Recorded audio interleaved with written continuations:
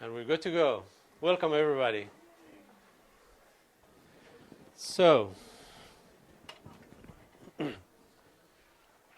so you probably know my name. You picked this session and you heard me say it. And you probably guessed where I'm from, right? Where am I from? Who said Egypt? Good job. Yeah. Egypt is where Jesus was a refugee for about 3 years. And so I come from Egypt. And I'm here as like a refugee, I'm an asylum seeker, and I have been waiting for the past 7 years for my asylum to be approved. So I kind of know how it feels to be a refugee. And our topic today is Afghans. Oh my gosh, Afghans in our neighborhoods. I guess I need to stand here or here so that I don't block your view.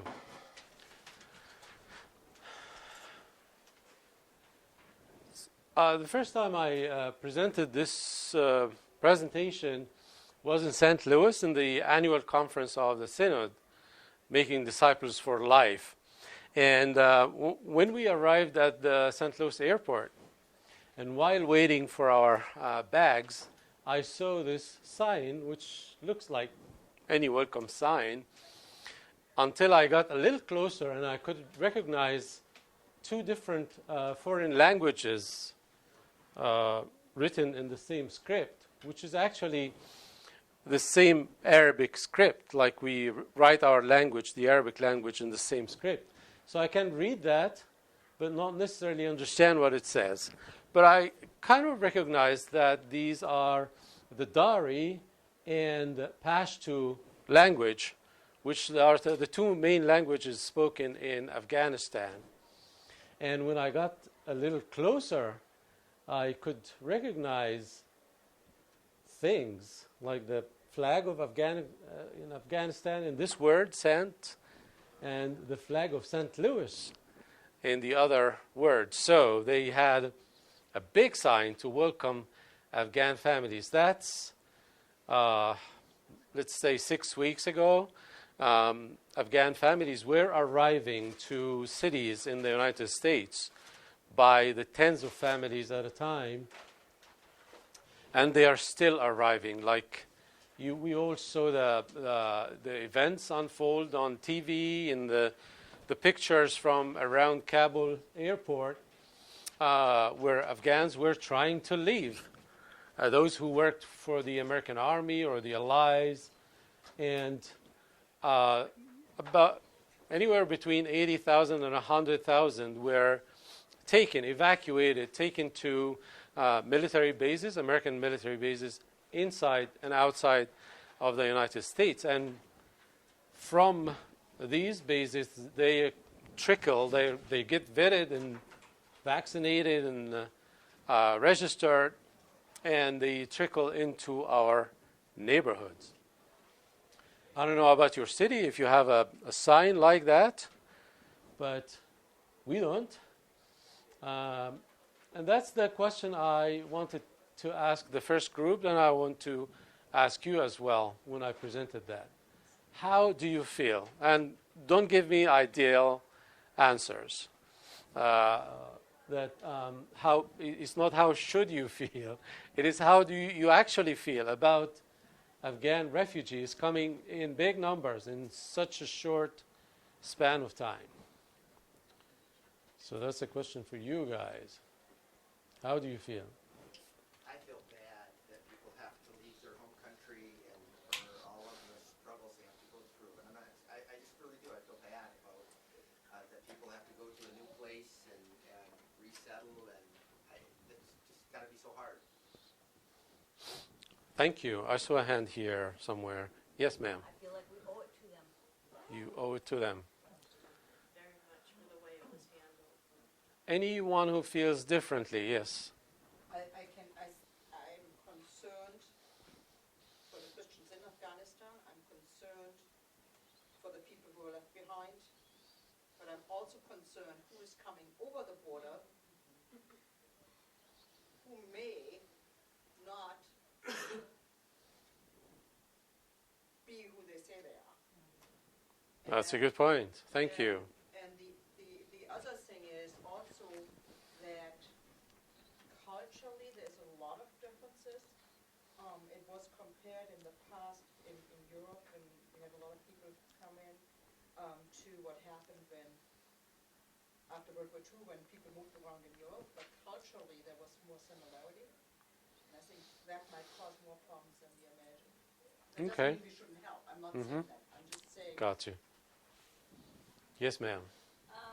I'll be really honest, there were two things that kind of hit me. Fear was one of them, and then second was the opportunity of being able to share the gospel. So it was two very different, feelings. Yeah. Fear. I'm old enough to have personal memories of the Vietnam War and the leaving that country and leaving behind people who saved many American lives. Tried to do better by them, and when lone refugees coming to this country. But I don't think we did a very good job that time around. Okay. Well, I got similar answers and even stronger answers, like fear and suspicion and discomfort. And what if they are terrorists? Like, what if? How would I know they are not going to blow me up, or how would I know if they're up to no good in my neighborhood? So we'll talk about that. So these are the things that are keeping us from seizing the opportunity. Because the evacuation of these Afghan families is a crisis, but the other side of it is an opportunity. But again, Jesus was a refugee. What if Jesus, the refugee, is coming again in disguise to your neighborhood? He said something similar to that in Matthew 25. For I was hungry, Jesus said, and you gave me food. I was thirsty, and you gave me drink. I was a stranger, and you welcomed me. You took me in. I was naked, and you clothed me. I was sick, and you visited me. I was in prison, and you came to me. You know the rest of this Bible passage. The righteous told Jesus, we don't remember ever feeding or clothing or you or welcoming you. He told them, when you did that to someone in need of it, you did it to me. And could it be possible, here's the opportunity, could it be possible that the one, he, who commanded us to go and make disciples of all nations, is bringing the nations to us right here in our backyard, making the going part of the Great Commission much easier. We don't have to cross our oceans to go. They did. Humans created after God's image for whom Jesus died on the cross. Is that possible? I think so. What if? What if God brought them out to meet them here? In my country, Egypt, it is illegal to preach the gospel or to share your faith as a Christian with a Muslim. You may go to jail for it. Last time I checked, for about 8 years or something. And Egypt is not the strictest Muslim country. There's Saudi Arabia, there's Iran, and there's Afghanistan. So people lose their life for that. The evangelist or the Christian or the follower of Jesus, because Christians in these countries are almost all from a Muslim background. They may lose their life for it, and the person who um, uh, choose to follow Jesus. So, what if they are here for this opportunity? We know from the scriptures, from Acts 17, Paul was talking to the philosophers in Athens when he said that God created all mankind, all peoples and nations from one blood. And he gave groups of people, families, tribes of people, their boundaries where they live. And he explains the purpose of God setting boundaries for the people groups and nations so that they would seek God and find him. So God has the biggest say in where people live. And when they move, he has the biggest say in where they move and where they move to. And it's for the same reason and purpose, so that they may seek God and find him. So, what if God is turning their crisis into the best thing that could happen to them and to us? They need our help, and I think we need to help them. It is necessary for us as individuals, as families, and as churches. It is an opportunity for us. It may be the rescue, the lifeboat for some churches.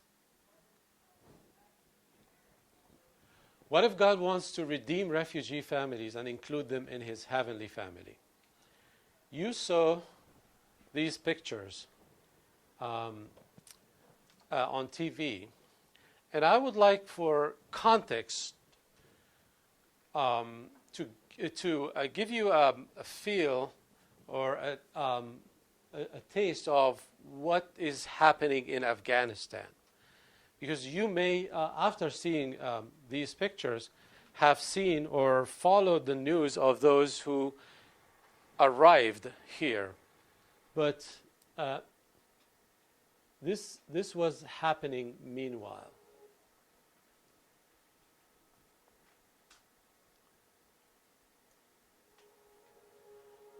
I may have to play it a different way because I don't want to play the whole thing for the sake of time.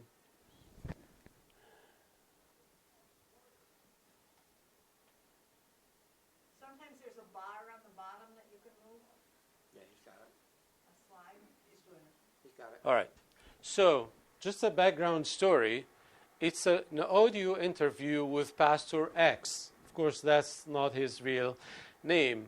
Pastor X, I believe he is from the Middle East, but was born and raised in the United States. He doesn't say any of that to protect his identity. We don't see his face. Even I'll show you a little bit of a video interview with him, but you can't see his face, and his voice is changed again to protect his identity. And I picked the part of the interview where he answered the question, what is happening to followers of Jesus in Afghanistan?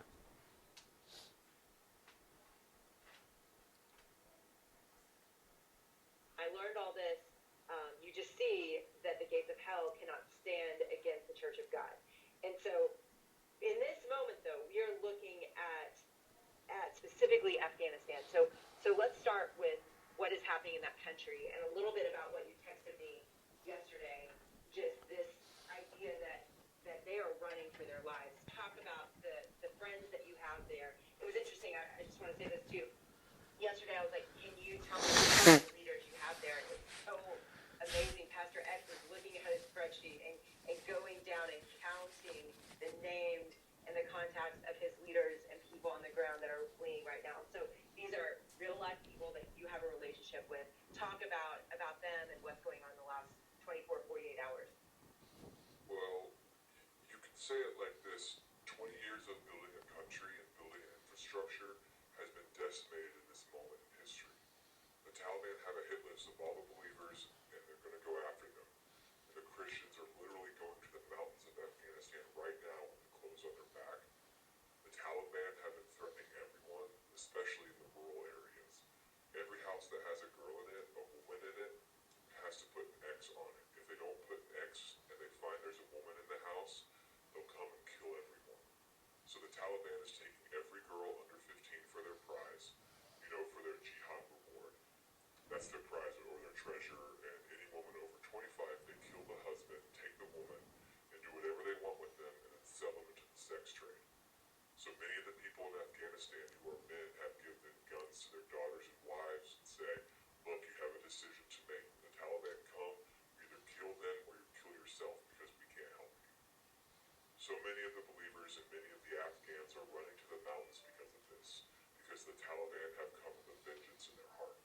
And believers, I mean, you're saying Afghanistan is one of the fastest growing churches in the Middle East. So talk about what they're experiencing, and specifically the Taliban's vengeance towards Christianity. So Afghanistan is the second fastest growing church in the world right now. And so the believers, like I said, because of the hit list, they've run from their house. They're running from city to city. So many of the top leaders we have, they're on this hit list. And so they're scared for their lives and they're running to the mountains. But the glory part of this is that many of their leaders, so this is like third and fourth generation leaders, are staying because they're not on the hit list. And they're like, this is the best time to move the kingdom. Actually, one of them has a wife that's pregnant, is staying there, called my mother-in-law and said, when is our Zoom meeting? And my mother-in-law is like, are you kidding me? Like, right now you want to have a Zoom meeting? Where are you? He's like, it doesn't matter where I am. I have signal. Let's have our Zoom meeting. We need to talk about how to move the kingdom forward. And my mother-in-law started crying. She's like, these are the giants of the faith, and we have it so easy. They're running for their lives, and they're thinking about how to bring people to Jesus.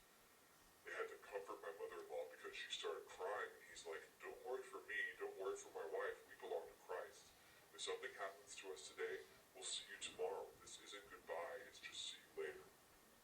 They have such boldness, such courage, that I can't even say anything about it. It's just so powerful. Steve, I want you to give everybody a high-level picture of kind of what's happening in the country right now. What are you all facing as leaders? All right. Let me explain what he just said. He lives in Iran. He doesn't say that. He's married to an Iranian woman, a Persian woman. His mother-in-law is Persian. And they are helping or running the disciple-making movement from Iran, the one that is in Iran and that is spilled over to Afghanistan.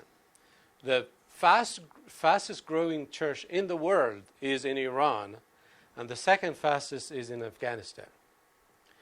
So a follower of Jesus in Afghanistan calls the mother-in-law who lives where? Iran. And you heard what he said. And what did she say about that? We have it so easy. In Iran! How do we have it here, guys? So, that's Pastor X. Let's go back to our presentation.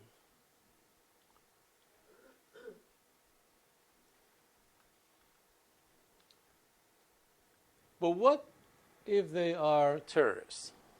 First of all, they are not. Okay? It is not that there are no terrorists or Muslim terrorists. There are, but those 100,000 people who came are fleeing a version of Islam that is now dominating in their country.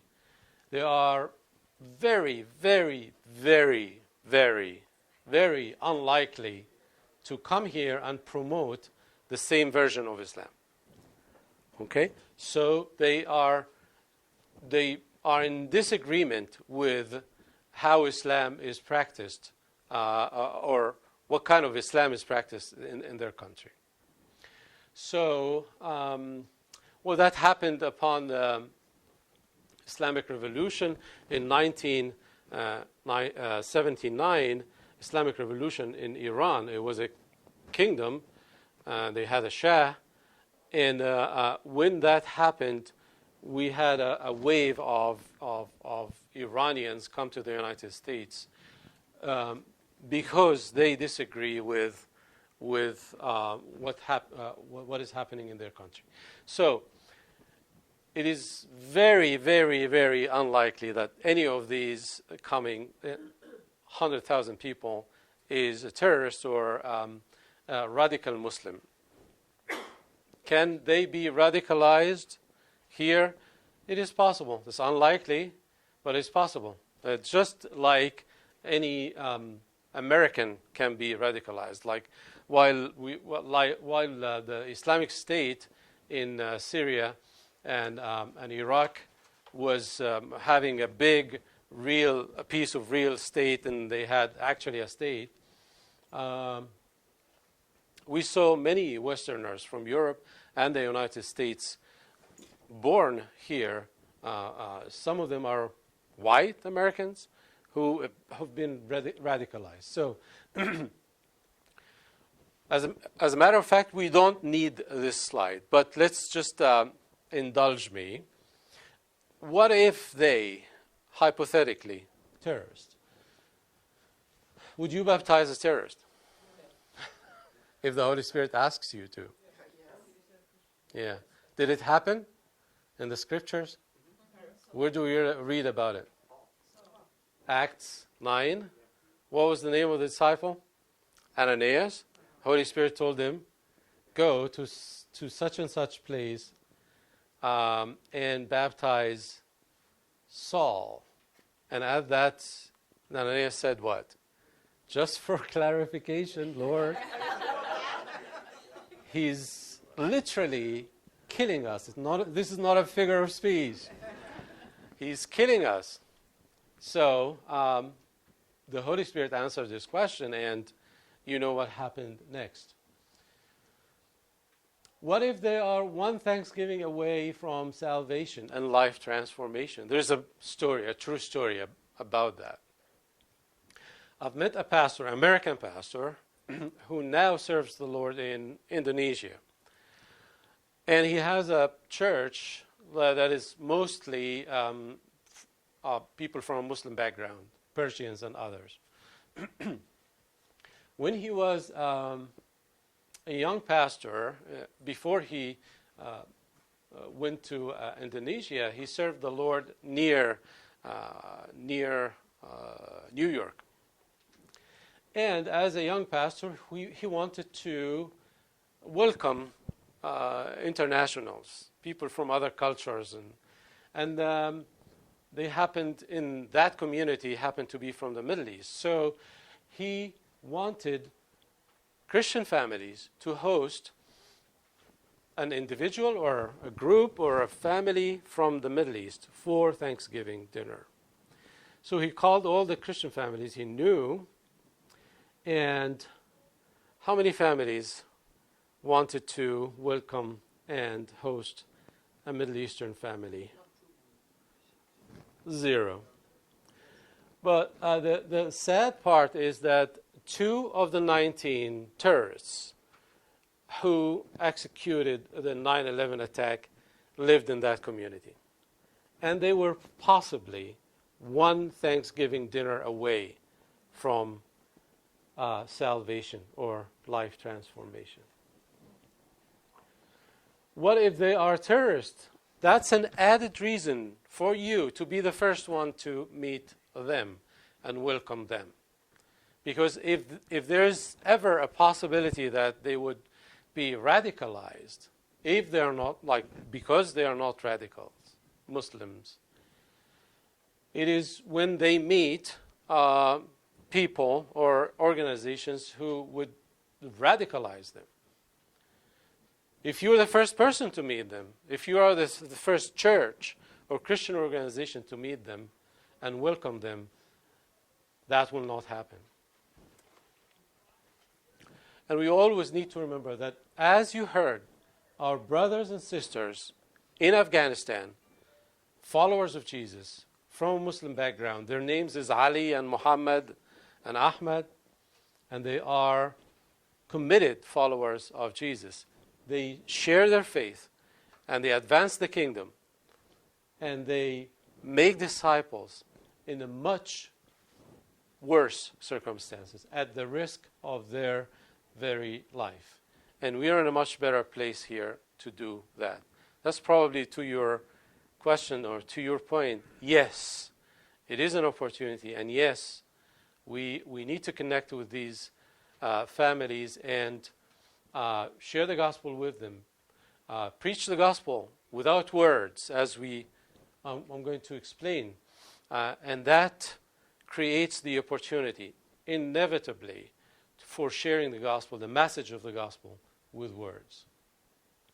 So what we're inviting you and calling you to do here is be a part of the movement. God is on the move. You know this song? God is in the move. And Muslims are on his to-do list, his agenda. Actually, they are on his calendar. It's Muslims' time now. How do we know?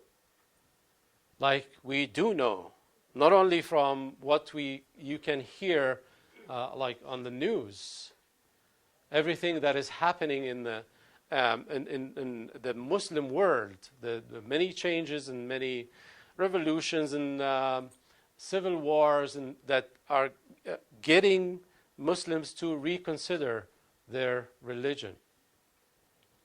But from other sources that you probably won't hear on the news, a man named David Garrison was requested to do a research because Christian leaders, mission organizations, churches who are doing missions were receiving reports that were unbelievable, like numbers of Muslims, unprecedented numbers of Muslims receiving faith in Christ and becoming followers of Jesus. So they thought maybe the numbers are exaggerated, inflated, maybe like the reports count the same convert 10 times. So they commissioned David Garrison to do that research, extended research, interviews all over the Muslim world with converts and with Christians, and he found his findings, his numbers was far greater than the reports that were received first. That research or book was published in 2013, so it is even much more now. But he said that the number of Muslims that received faith in Christ in the 21st century, in 13 years when the book was published, are more than Muslims who received Jesus in 14 centuries combined since the rise of Islam. Another way he counted or measured that is by movements to Christ from a certain Muslim community. And he defined a movement by 1,000 Muslims being baptized within 2 decades in a specific limited area geographically, same culture, same language, same everything. And or 100 churches, house churches, of course. They don't have buildings. And the church for 300 years, the early church after the resurrection of Jesus, for 300 years did not have any buildings. 100 churches, house churches planted in similar circumstances, like time frame and territories. I don't have the graph to show you, but in centuries would pass without a single movement to Christ from a Muslim community. Some centuries, 100 years, has one or maximum two movements. And that includes the work of the Catholic Church when the Catholic Church was evangelistic. In the 20th century, there was about 11 movements. In the 21st century, in 13 years, there were about then 70 movements. I don't know how many movements now, but I think it's many more. So God is in the move. God is doing Muslims, and we need to read the signs and join Him in what He's doing. The wisest thing for a Christian, a church, a Christian organization to do is to find out what God is doing, what the Holy Spirit doing, and join Him. Do it with Him. Do you have a question? Yes. Was that in the wind in the House of Islam? Yes, ma'am. The name of the book is A Wind in the House of Islam. Strongly recommend it for your reading.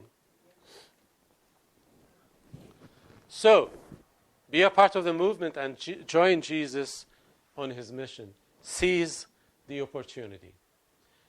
Another part of an interview, and this time Jenny, the interviewer, American, is asking Pastor X, who you now know that he lives in Iran, and he is in the middle of, in the leadership of the disciple-making movement in Iran and Afghanistan. The question is, what about us? What is happening to you guys, what God is doing with you, is not happening to us. And we are dissatisfied. What should we do? What's the problem? What is our problem? I think hear that? more Of course, who doesn't? people I still are have becoming fears, I Muslims still have too. ups and downs, I still doubt all that happens, but it's just our faith. You just have to keep having a childlike faith, a simple faith. I do believe that there has been a hopelessness that people are tired of and they want something different. And what your part of the world is doing for us, and just to tell you personally where this came from for me, why we're sitting here, is because I watched Sheep Among Wolves. And it was the most impactful thing I did in the last year. That I sat in the comfort of my house, quarantined, and I turned on the story of the church exploding in the most dark and difficult part of the world. And I wanted that for us. And I pray that we would learn from what is happening over there. I pray that we believe God like you believe God. I pray we would have a willingness to lay down comfort and to do whatever is needed to follow Jesus. So you've been a part of seeing over 1 million people come to Christ in your life. So what do? We plan for it. We go back to our radical roots. If you look at the word radical, it means going back to your roots. And if we want to be a radical church, we need to get back to the roots. And where do we see that? In the book of Acts. In the book of Acts, we see a house church network with a corporate expression. And that's what we need to go back to. Because when hundreds and thousands of people come to Jesus, there's not enough buildings. But definitely, Jenny, there's enough houses.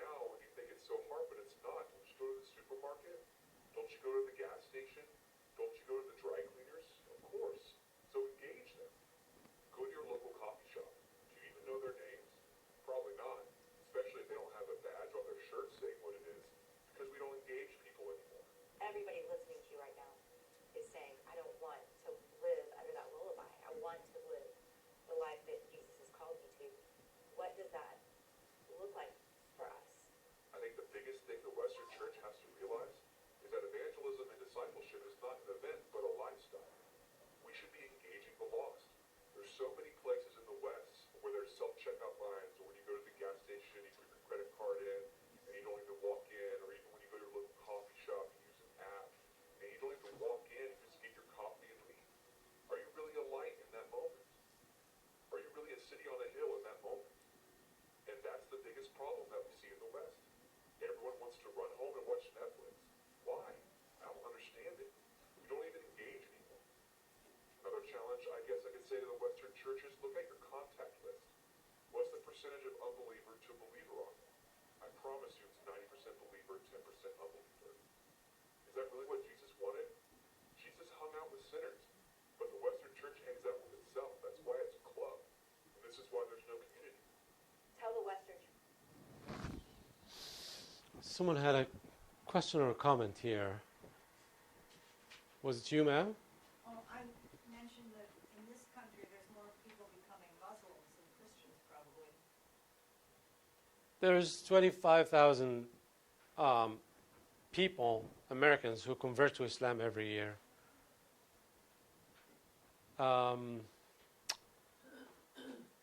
So, are you guys getting something out of this? Yeah. So, would you like to give me some feedback or questions before we? Yeah. I just have a question. I missed the first part of the video. Did she say she watched something? She watched sheep among wolves. So you may want to write this down. You'll find it free on YouTube. It's a documentary about the church in Iran, disciple-making movement in Iran, which features that same pastor. Yes, ma'am. I've listened to this interview a couple of times with my husband, and the feedback that I have to say is that it's just, it was a real challenge for me to go like, oh yeah, like my ministry is not a job, like it is a lifestyle. Mm-hmm. And the interview itself has radically changed our family dynamics. It has my husband and I having conversations about like, okay, so how are we living our lifestyle in our neighborhood? Like, what are we doing to like share Jesus? And so we're actually moving closer to our church and school, but within that we have conversations of how are we going to be reaching our neighborhood. And it's little things. I mean, people have garage sales all the time, like tacos and coffee outside, or just an opportunity to invite people over for dinner out in the front yard. But it's definitely had us thinking a little bit more on how to be more inclusive instead of isolating ourselves to, oh, we're home, we're done for the day, you know. Well, thank you for sharing that.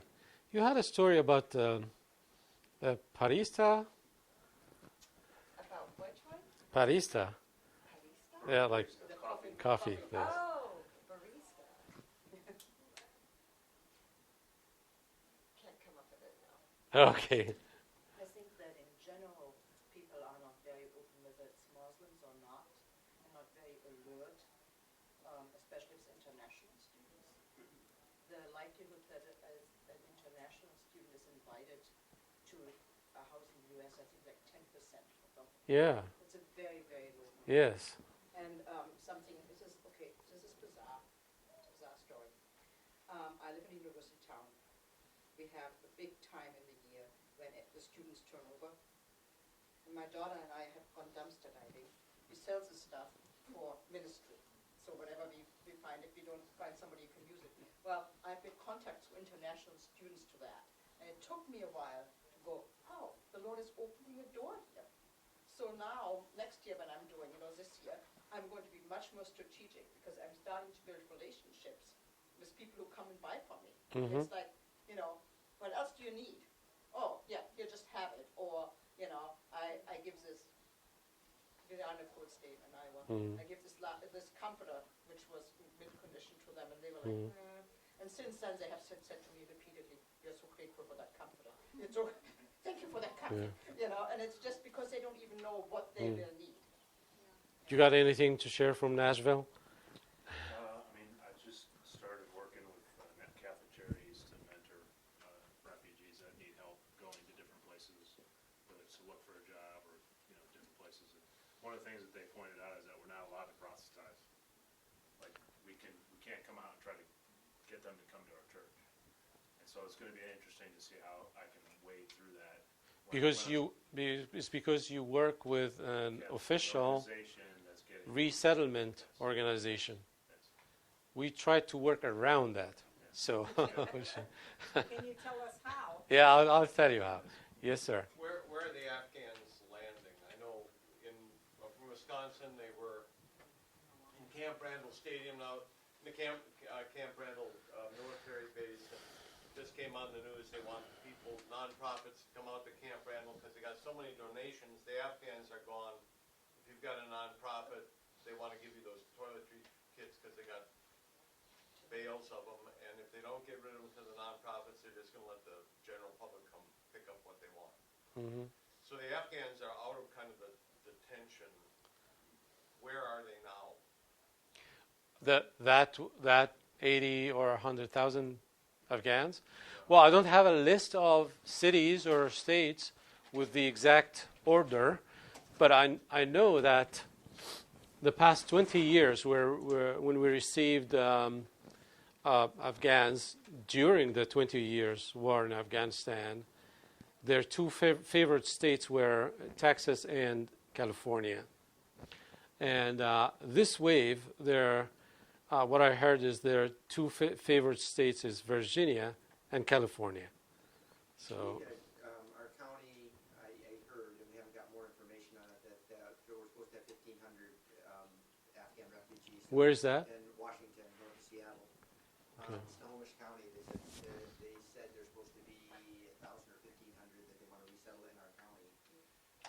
And then we've been waiting for more information from that. Thank you. I have a question. First of all, I'm from Indiana, and we do have Afghans that come through Indianapolis and then disperse to various cities. But my question is, earlier you were using the term radicalized. Mm-hmm. I'm not familiar with that term. Would you please explain it? Oh, radicalized is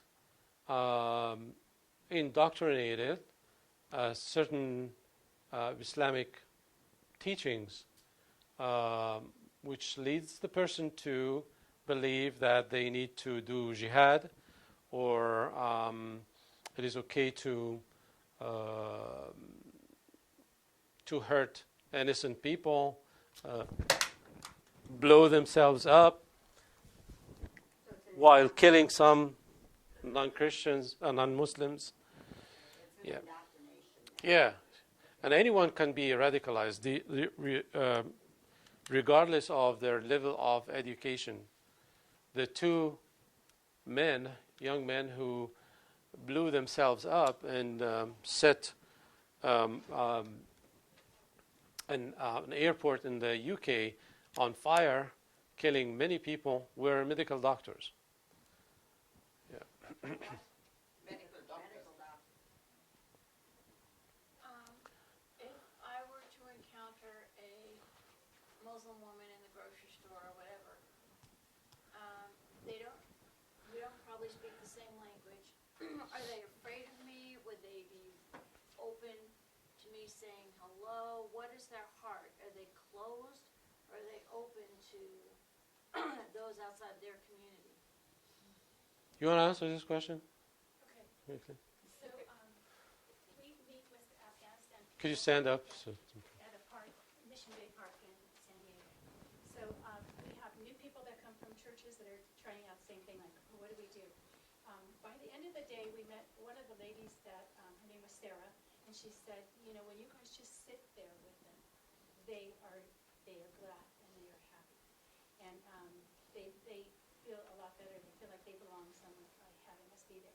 But there are, like, after you kind of warm up to them, they'll ask you questions. You would share food, share tea, maybe take a walk, around the park, and then they start opening up a little bit.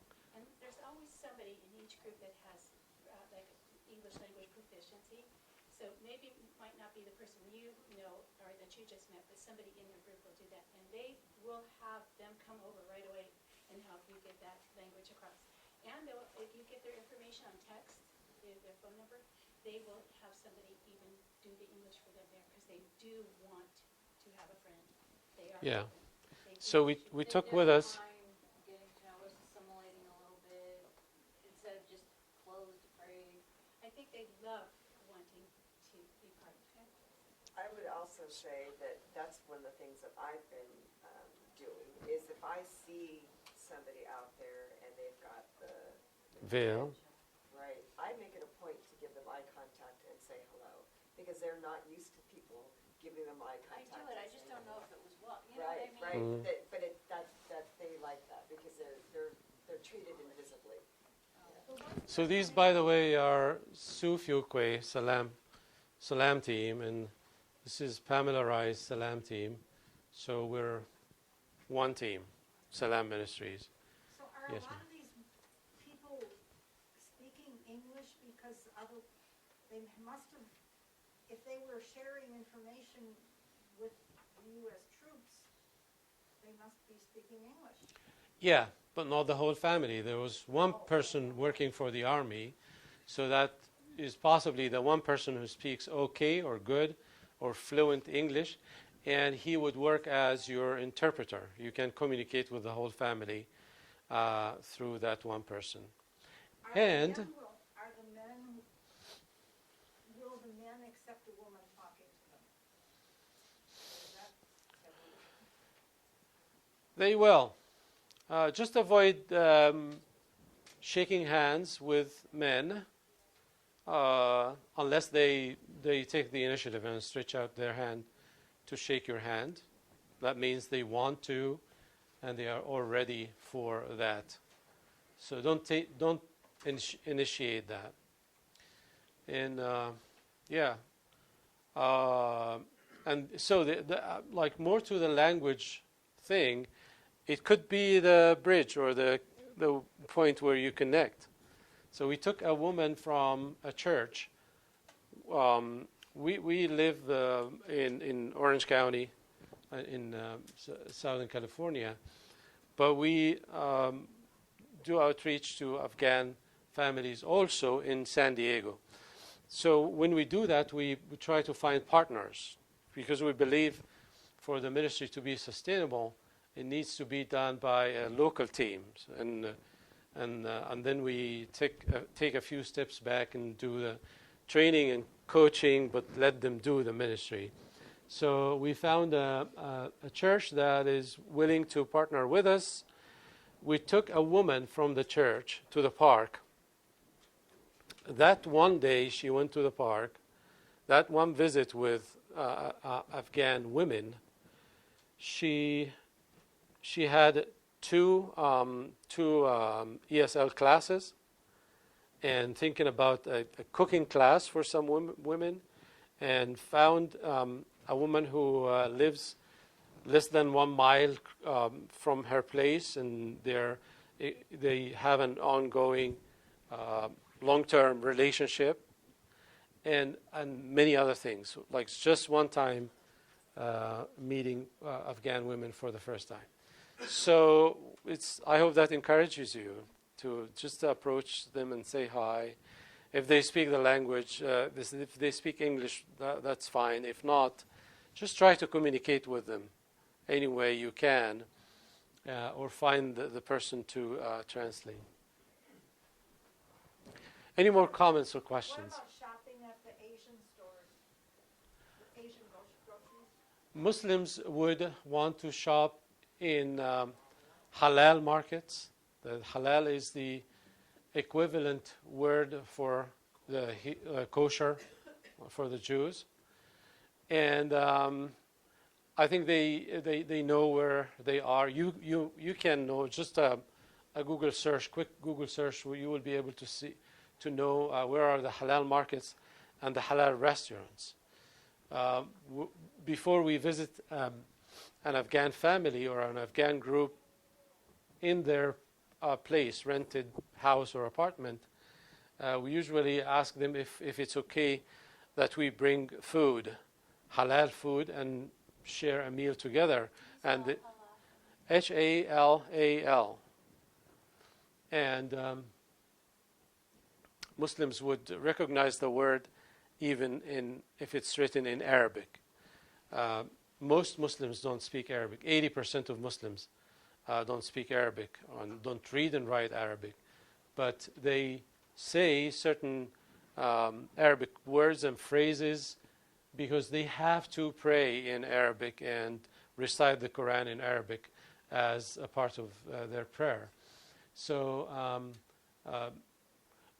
and if you email me, I can send you like one page of terminology, words and phrases that every Muslim, regardless of their language, they know.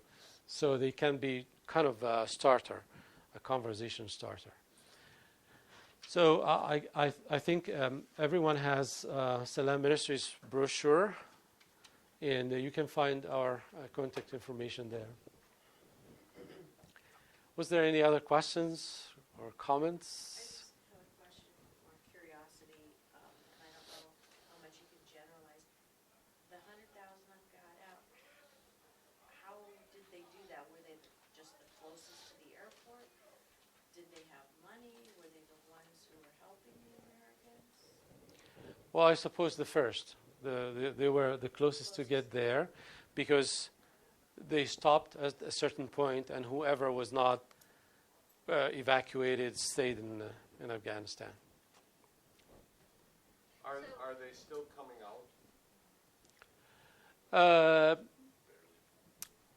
Very few and very slowly, a slow process. Kind of slipping into Pakistan?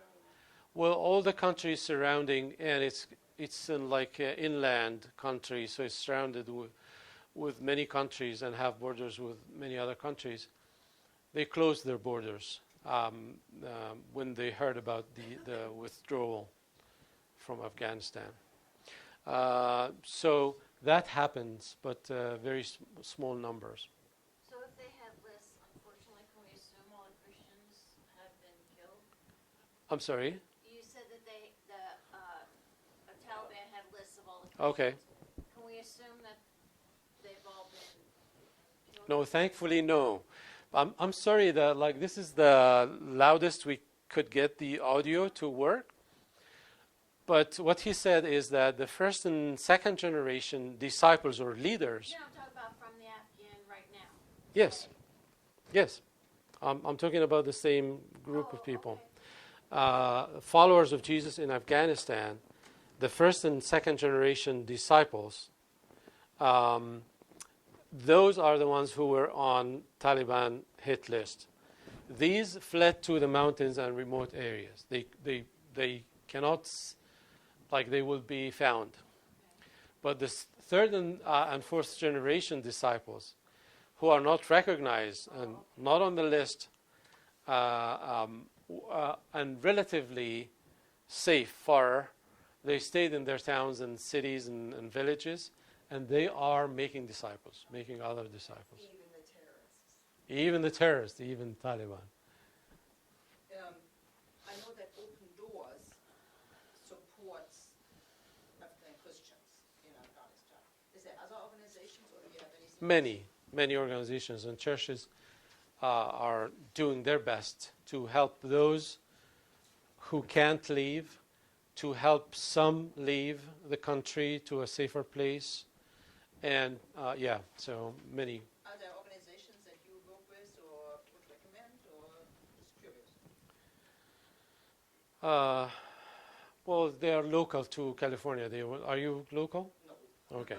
So they will not help you. But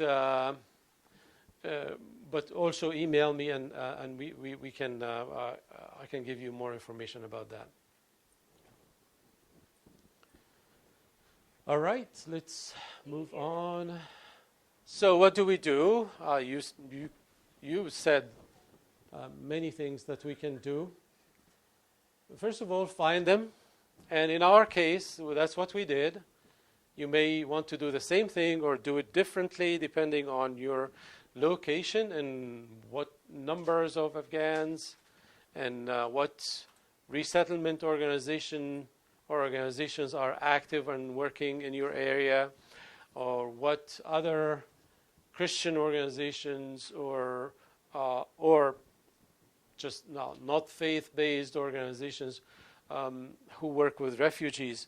What I did when I watched these news like the events unfolding on the news, I thought to myself, those people I'm watching on TV are going to be in our neighborhoods in a matter of days. So we better be prepared. So I started connecting with anyone, individuals, organizations, churches that I suspected, I thought they would be interested in working with refugees or actively working with refugees, and including the Afghan family, the Afghan community.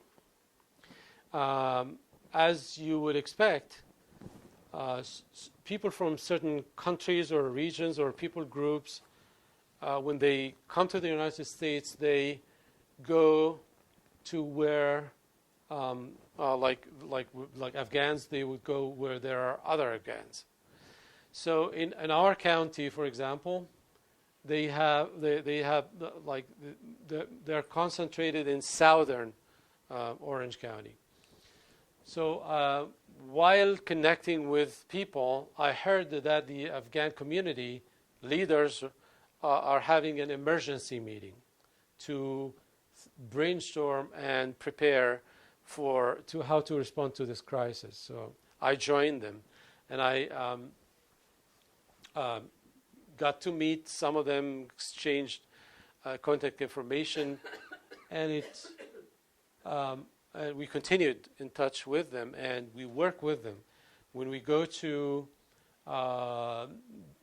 deliver gift bags, we do that with them, with the Afghans. Sometimes they call and request certain things, as probably is coming in the presentation. So you find them. And then that's our slogan, love them into his kingdom. We love people into God's kingdom, regardless of their background. And in this case, they are Afghans and from Muslim background. And that's by meeting their felt needs. And they basically need everything. They came with the clothes, literally with the clothes on their backs. The first family we visited with and we tried to help happened to be in another county. I got their contact information and I called them and I asked them, we're coming to visit with you. What do you need? What can we get you? They said clothes, because they were not getting out of their apartment because they only have the clothes which was like t-shirts and summer clothes, and it was winter. And when they washed their clothes, they waited for them to dry to use them again. So we packed the car with clothes, diapers, food, and other items, and visited with them. Excuse me. Yeah. You mentioned gift bags. Is that what you gave them? Because assuming they're beyond like immediate toiletry needs and stuff, right? No, for this family, whom we know, they managed to rent a place. We didn't take a gift bag. We took whatever they told us they needed. They gave us like the exact sizes of their shoes and outfit. And We gave gift bags that was donated by a church, and so that's what the gift bag reference was about. so the gift bags are mostly for families who are still living in hotels. In Orange County, our county, there are families who live in 6 extended stay hotels, tens of family each in each of these places. So we took gift bags to these families. They can't cook. They have probably a microwave. So it would be dry food, like dried fruits and nuts, and more importantly, a gift card of the store that is closest to their hotel, because they don't have cars either. After you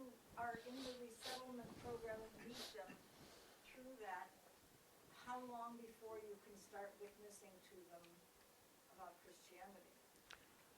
Well, when the Holy Spirit gives you the green light, when you feel led by the Holy Spirit. It's not like you have to wait a year or you have to wait 6 months or something. No. Well, no. It's different for different people. So they may be the first to ask you questions, or like it happens in different ways. But again, you have started sharing the gospel. Once you have started loving them in practical ways and attending to their needs, that's sharing the gospel without words.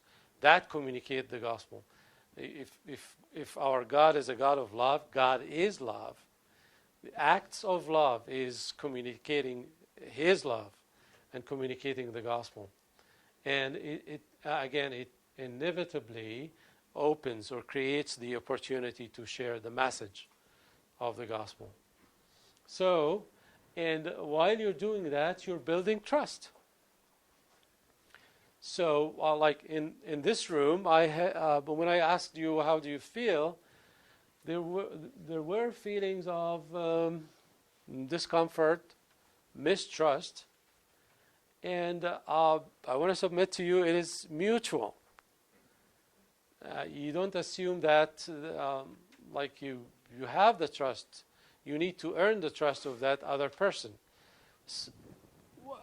regardless of their background, but especially for those from Muslim background. Because with Muslims, we don't start from a clean slate.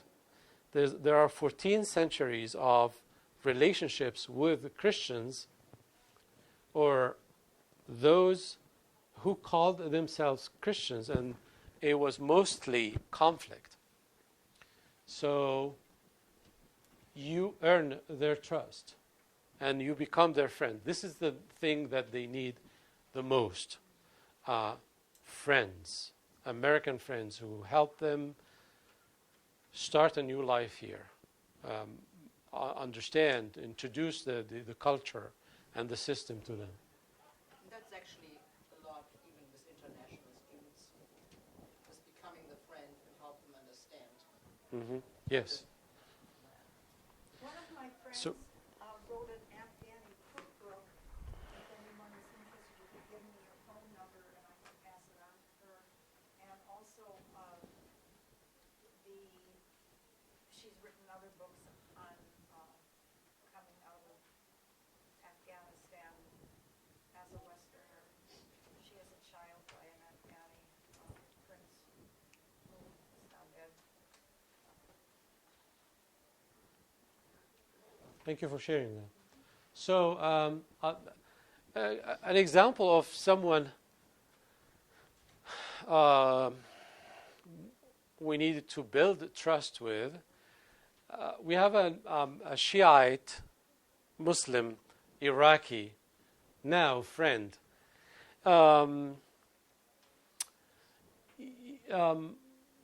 He didn't trust us. At first you wasn't sure what we're about and what we're up to, until he saw for himself that we genuinely love him in a very practical way, and we want to help him for no reason or purpose or like any hidden hidden agenda or anything. And that person, we like to call him our Shiite Muslim evangelist. His name is Jassim, and we may see him today. He single-handedly, he is the person who brings new people the most to our fellowship, Salam Fellowship, and many of those who come to Salam Fellowship are from Muslim background, from all nationalities. He brings Iraqis like him. He Moroccans. He brought us a young man from, what was his country? Qatar?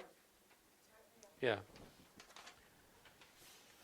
So build trust, become their friend, and then get training. There are many trainings that you can have, are available online.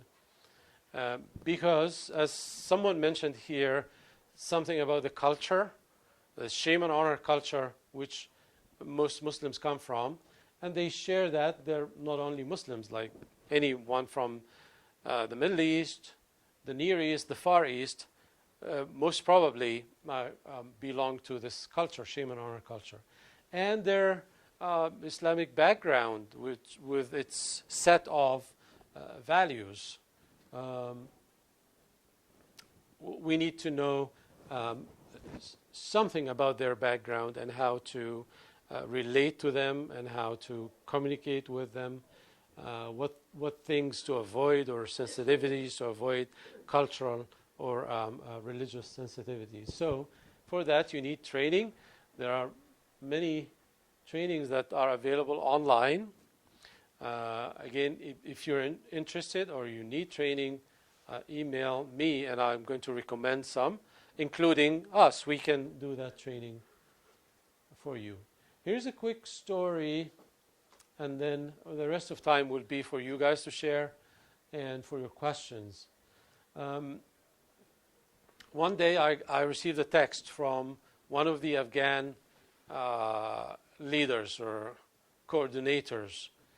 She told me, Omid, who's with me in the picture, this young man, his time is over at the Airbnb place where he was temporarily staying. And he's going to be on the street if no one gives him a place to stay. So she asked, can you do anything until we find him an apartment or a room to live? So I posted that on our group, Salam Ministries group, and a team member said, I'll take him in. And he was given a place to stay, a room to stay for a week until they found him another place to live. The story, the moral of the story is how you get to know people. It starts with one person, and then you connect with more people. Omid mentioned to me that he has a cousin who lives in San Diego. So when we started going to San Diego to help other Afghans, I thought we can visit with his cousin. So he put us in contact with his cousin. And I called him and I told him that we're coming to visit you. And he said, you're welcome. So this is not a part of this story. These are the gift bags.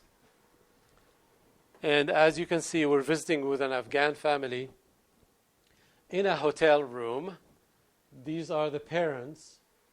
The father or grandfather was a general in the Afghan army. And this is his son, who also worked for the American Army. And that's the son's wife in the background here, and a brother and a sister. So we went to San Diego to visit with Omid's cousin. That's also not a part of the story. So what do you know about this family? What do I know about them? Husband and wife, they're in their, she's 29, that's Yasmin, and they have 2 boys, Sohail and Basil, and Elena is their baby girl, and they were evacuated emergency, packed onto a plane of 400 people, standing room only, and she was ready to give birth. She went into contractions when they landed in Qatar and had her baby with a cleft palate. Was delivered by some medics, and the name of one of the medics was they named their baby after. Beautiful family. I feel like they're my family. I have bonded with them. Sorry. All right, so that's an example of like the lucky families who get enough help to leave the hotel and get their own rented apartment or house. And it happened this way. We took 10 bags for the families, 10 families in the hotel. One family happened not to be in their room at that time. So the Afghan women we work with told us, would you like to take this extra, the bag that is left, to that other family who lives in such and such place? So yeah, we thought it's a great idea. So we went to this family in their place, delivered the gift bag, took them out for lunch, and then connected them with other team members. And this is when Pamela adopted them. And this is something unique about this family. They both, the husband and wife, grow up in Medina, the second holiest city in Islam, in Saudi Arabia. And they speak, both of them speak fluent Arabic, which makes it easy for me to communicate with them. Being an Egyptian, and Arabic is my native language as well. But there are 22 countries who speak Arabic in the Middle East, or they call the Arab world, and they speak 22 different Arabic dialects, but we can still understand each other. All right, back to Omid's story. Still remember Omid? So we went to San Diego. That's Omid, and that's Omid's cousin. As usual, we asked them if we can bring food and eat a meal together. So we did that, and we got to know he lives with 5 other men in the same house. These are 3 of them. They're all young men except for that gentleman who is a medical doctor, worked for the army hospital in Kabul.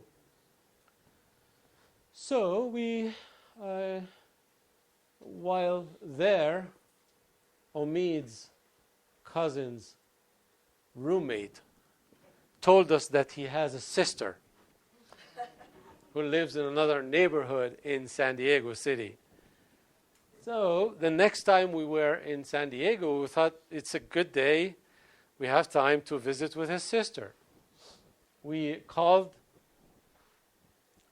Farhad and told him, we'd like to visit your sister today. He said, unfortunately, it's not possible because she's in the park. I told him, that should be okay. We can visit with her and with you in the park. So he gave us this is where the park outreach started. He gave us the name of the park. We went there. I had his brother-in-law contact information, called him, located where they are in the park. When we arrived, we found his sister and her family and 7 other Afghan families. And we've met them all. And the next time we went to the same park, we found out that this is not the biggest group who meet in that park. Because by mistake, we went to a group, we thought that's them, and it was like 4 or 5 times the size of their group, and it's a different group of Afghan families. And then we found out that these are not the only 2 groups who meet at this park, and then we know that this is not the only park where Afghan families go out to on Saturdays and Sundays. So we're thinking of how we connect with families in the other parks and how many partners and churches in San Diego we need to have in order to carry out this ministry. So this is like we get their information and we get the items that they need with like details of sizes and that. And these are just examples of families and individuals that we meet with.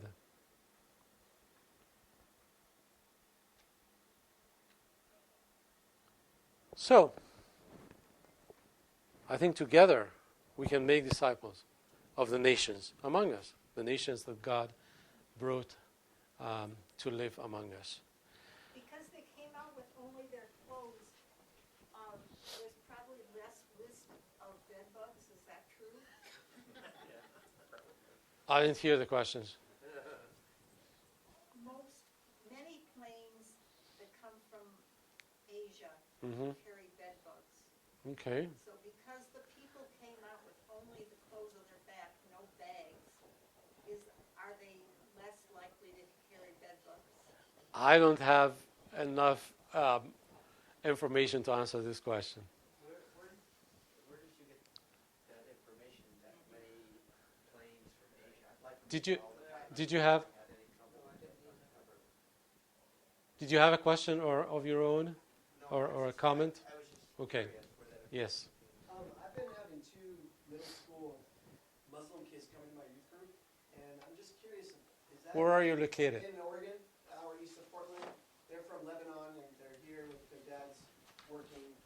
And is that something that's rare? I mean, I would never let my kids go to a Muslim youth group. So I'm just, can you speculate on why they might let them do that? Well, The girl has a burqa, and they're practicing Muslims. They don't eat the meat that I had. and she comes with the burqa to your Christian youth group. And I have Jesus swag, bracelets and necklaces, and they're always shoving their pockets with them when they leave. So I don't know. And they are practicing Muslims. That's great. The family Yeah. or the kids. And the dad picks them up at the church. He knows that it's a Christian church. It's a safe environment. Huh? It's a safe environment. Is that why it's just maybe socially they feel like they're just good for their kids in America to go to a youth group? But I'm thinking maybe he thinks that their faith is so strong that there's no way that they can be swayed to Jesus. I don't know. It's mind-boggling. Oh, I don't know what I don't know, but I can guess.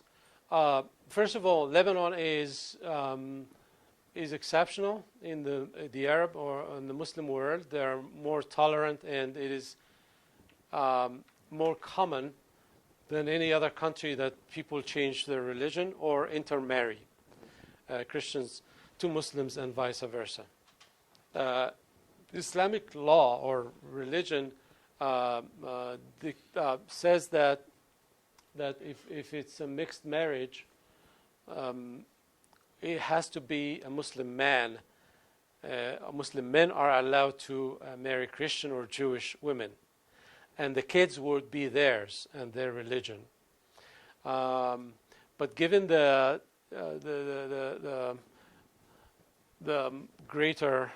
relatively greater margin of tolerance in Lebanon or with Lebanese, the father may be open-minded or tolerant enough to raise his kids with both traditions.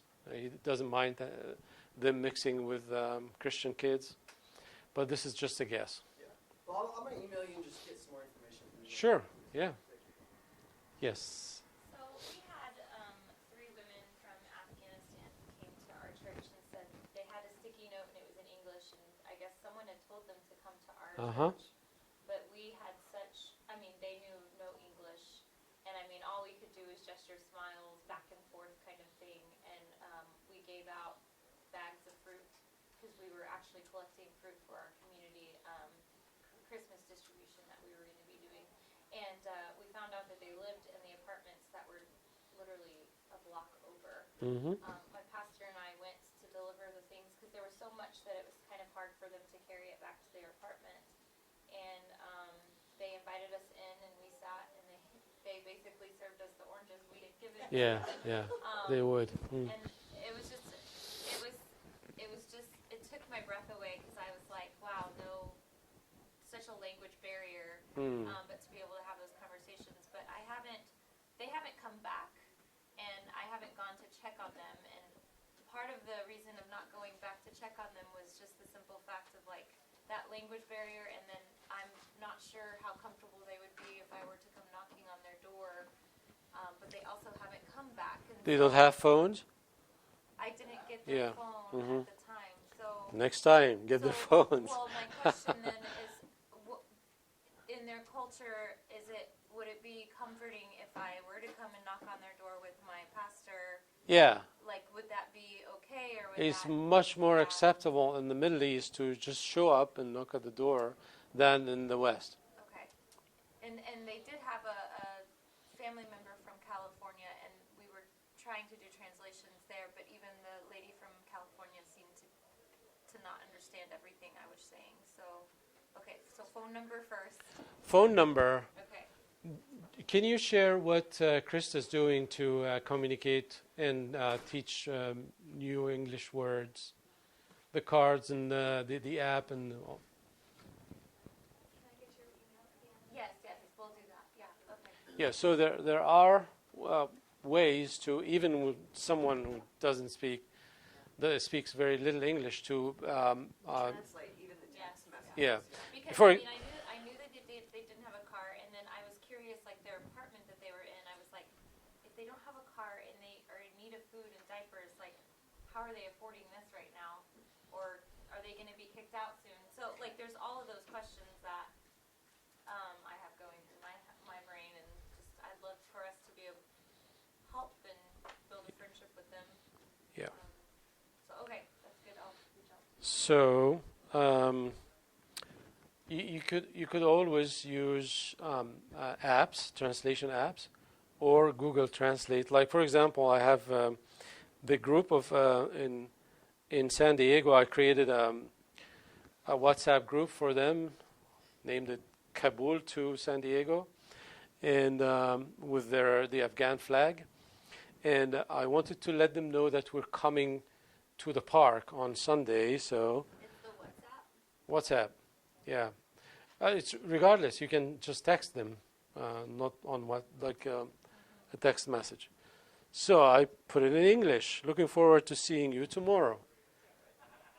They will most likely not get that. So I translated on Google into Dari and Pashto and posted them on WhatsApp. Pashto.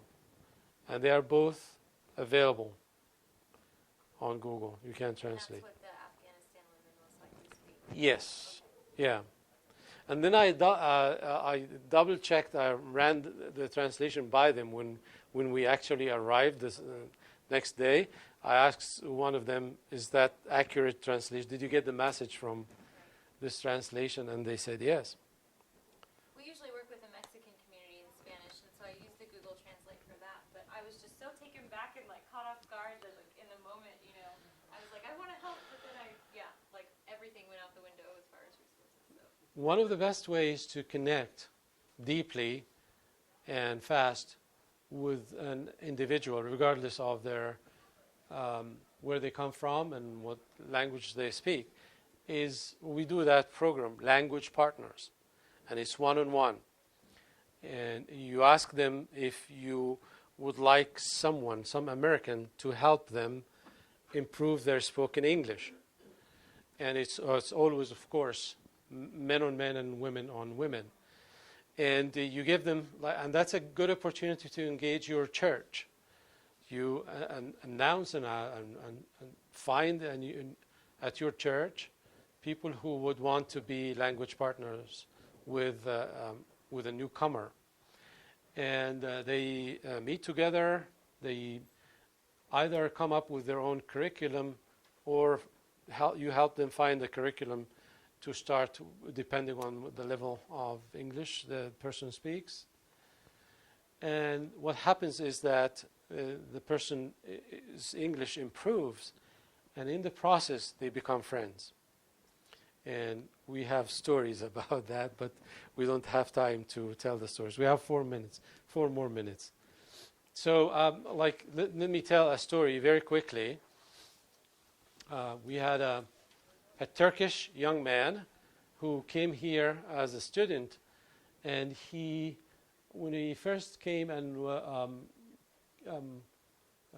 got to know us or met us, he would